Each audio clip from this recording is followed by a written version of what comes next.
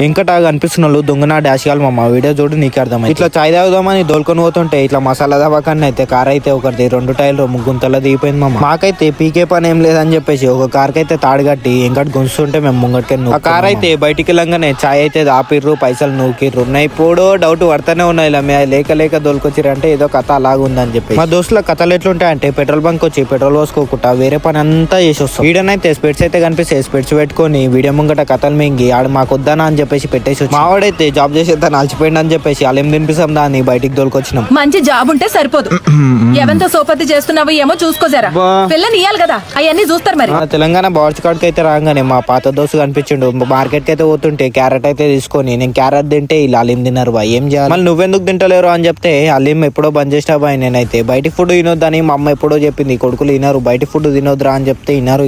మీరు ఏమన్నా చేసుకున్నా అని చెప్పేసి నేను క్యారెట్ తినుకుంటా ఎంజాయ్ చేసిన. కానీ బిల్లు కాడికి వచ్చిన మటుకు కన్ఫర్మ్ అయితే మన అపోలో బైక్ పడతా అని నాకు ఎప్పుడో తెలుసు. ఈ కొడుకులు అలీం తినిపిస్తారంటే ఆడెట్లా నమ్మిండో ఏమో. నువ్వెట్లా నమ్మినో ఆడిటం అట్లనే నమ్మిండ్రా బడాహౌ.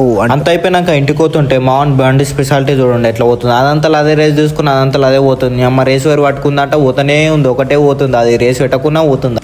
మనవాడు జర పిచ్చర్ లెక్క చేస్తుంటాడు బజ్జ బజ్జల, మళ్ళీ లొల్లికి కుట్టాడు, పోయి పంచాయతీలకు కుట్టాడు. ఆ పిచ్చితనం వల్ల పంచాయతీలకి వెళ్ళి మళ్ళీ బయట పడతాడు. ఉంటది పిచ్చి పిచ్చి.